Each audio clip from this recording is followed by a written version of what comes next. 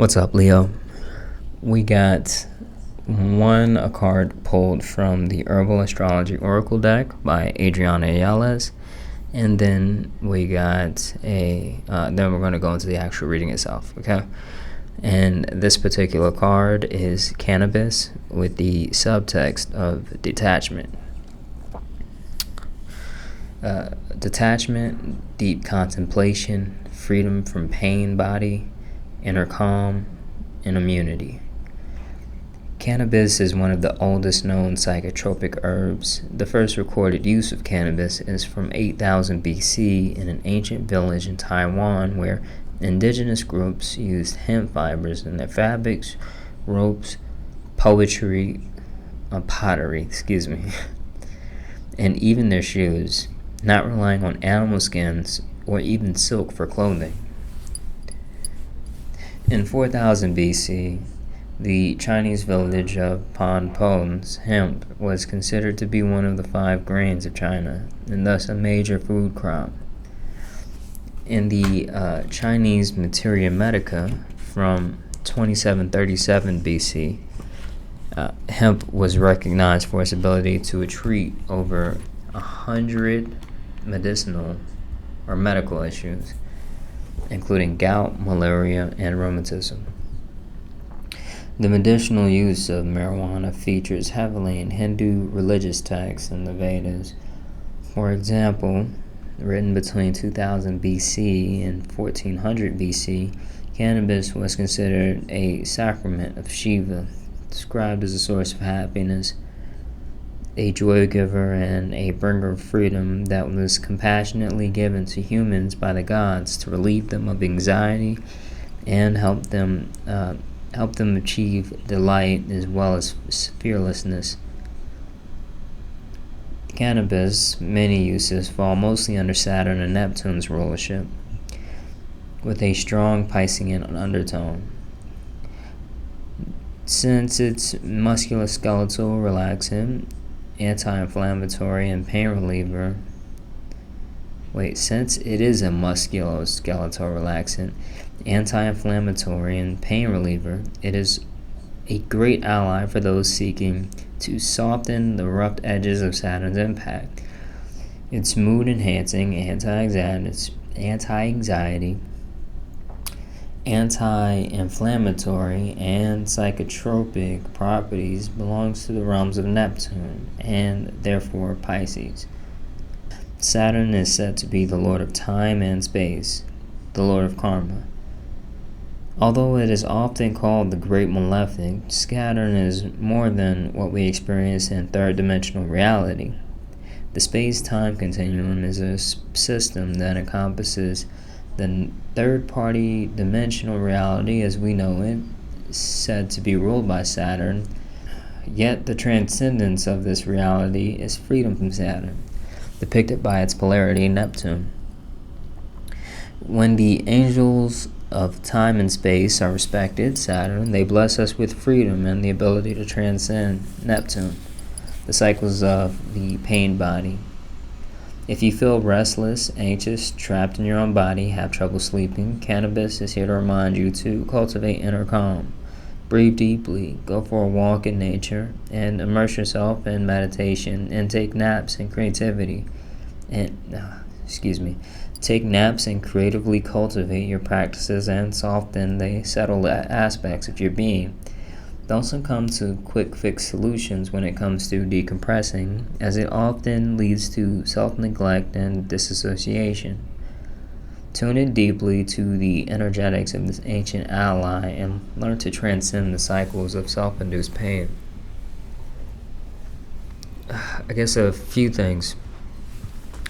One, if you guys are maybe thinking about this already or starting to kind of like have this on the peripheries, start to explore the idea of kind of changing your diet in a way, right? So for instance, particularly like if you're going like a vegan for some reason, you should definitely understand that you can get a lot of nutrients out of things like hemp, right? I know there's kind of a stigma with certain vegans about, them not being able to grow muscles naturally or something like that. I don't. That's just look into actual hemp. Particularly if you got like I know this is very specific, but if you got a Whole Foods next to you, don't ask me why I know this. If you got a Whole Foods next to you, there's like there's a hemp, like, what is it? It is a store branded hemp that is pretty good, and you can also use that as well and mix that in with, and find ways to kind of mix that in with your diet in general. See how that really feels, and that you may be very well surprised. And also this idea of really like and is especially if you're kind of like in a maybe a diet to where you kind of start to suspect that this diet may be leading to particular medical issues for any region. Maybe look into that. And I am not a doctor or a nutritionist or whatever kind of disclaimers I need to know or I need to put here, but that could be something that could definitely help, and maybe you should look into that. This idea of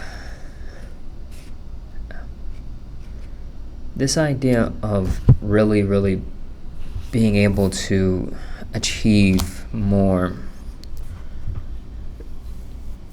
There is like with the spiritual community especially, I'll say there's a kind of a misunderstanding or just kind of an outright in many cases outright ignoring or disrespect for the concept for Saturn, right? Because the idea is nobody wants to really, like, it's kind of the most hated planet, or not the most hated, but the most feared, I'll say, especially in the astrology community. And the idea here is that it represents a spectrum of things that are, it's known as the Great Malefic, okay?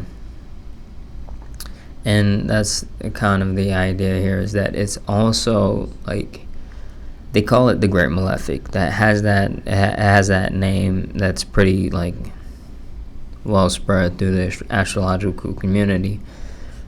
But there's also an understanding with, more, like, seasoned astrologers about, like, oh, this is actually, like, when it comes down to being the Great Malefic, this is actually the planet that gives the greatest gifts, okay? So when we talk about the ability to transcend Saturn, we're talking about going from the the planets that you can see with the visible eye to those that you can't see, right? So from Saturn, after Saturn, you have Uranus. Uranus is not, you can't see Uranus with the visible eye. That's the point. It's only been up to, like, it's kind of like traditional astrology. It's related to the planets that are visible. After the discovery of Uranus, Neptune, I still call Pluto a planet, but the idea of those discoveries, that's when those are the transcendence from the visible to the invisible, right? And I would say we're still making that we're still making that transition, right? Because we put out, our society and our, a lot of people in our research community, we're we got this we're very overconfident, I would say, in our abilities to, we got this thing to where, we've accomplished, quote unquote, so much, right? So the idea here is that we have airplanes, we have microscopes, we got all these different things that help us make discoveries that are aren't immediately as apparent as what we could maybe see with the visible eye in a lot of cases, but they do have very real impact on the visible world, I guess, the 3D world. And what we really don't quite understand, I'll say, is just, for instance, our ability, like our medical field in general. We aren't healing people. We're not healing people. We are putting the body, or creating the conditions within the body for it to heal itself. That's what we're doing. That is our power. That's our limitation of power. We need to have that very real understanding of that.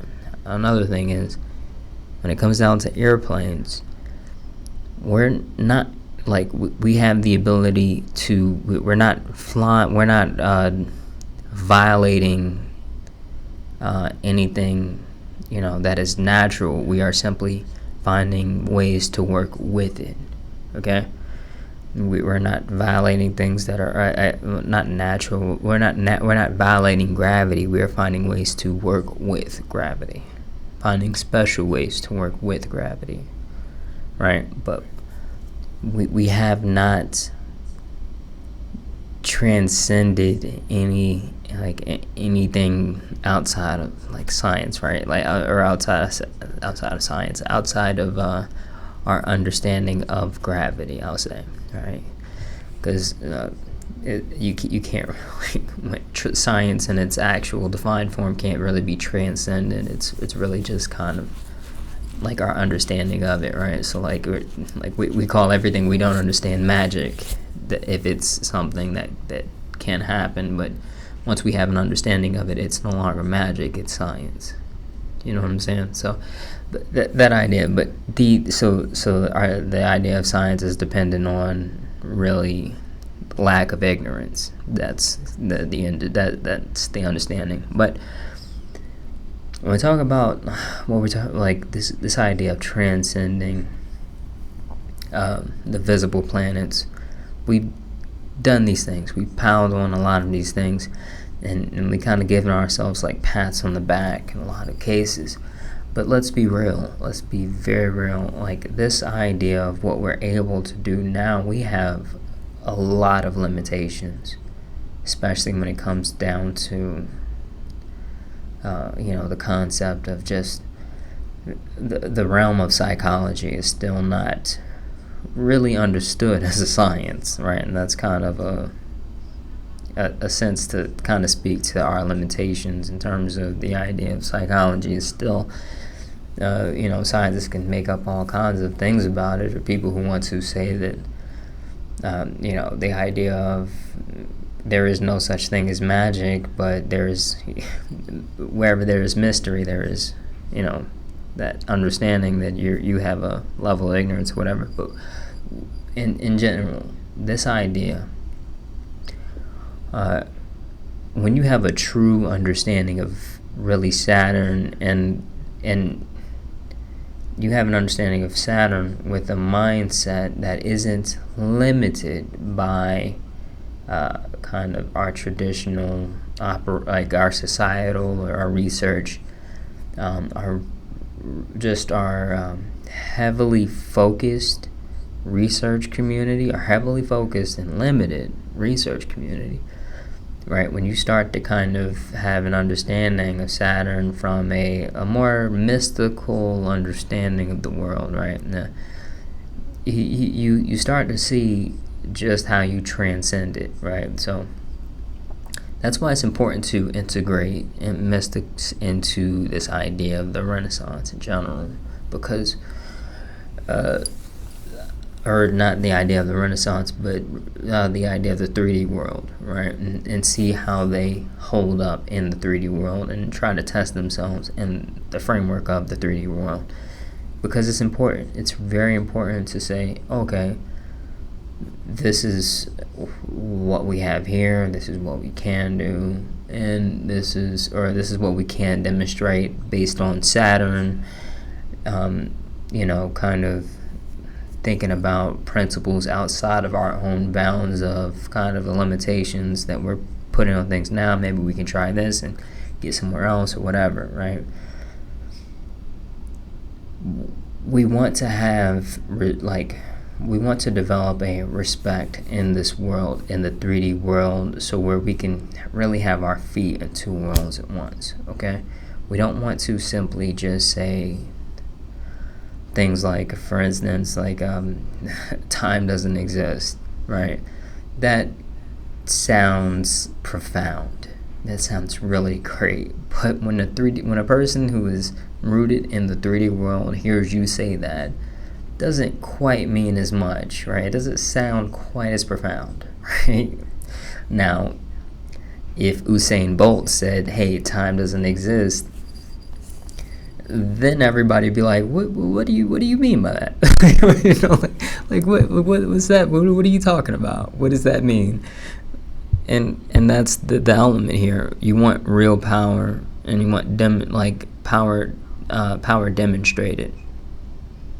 And I guess that's what I'm talking about here, as as someone who is in any way understanding of this world. You should also you should still have a respect for the 3D world and be able to talk to and essentially blend in with the 3D world when you need to or when you want to, in a lot of cases. Or you should at least have that ability. I'm not sure if you ever really want to.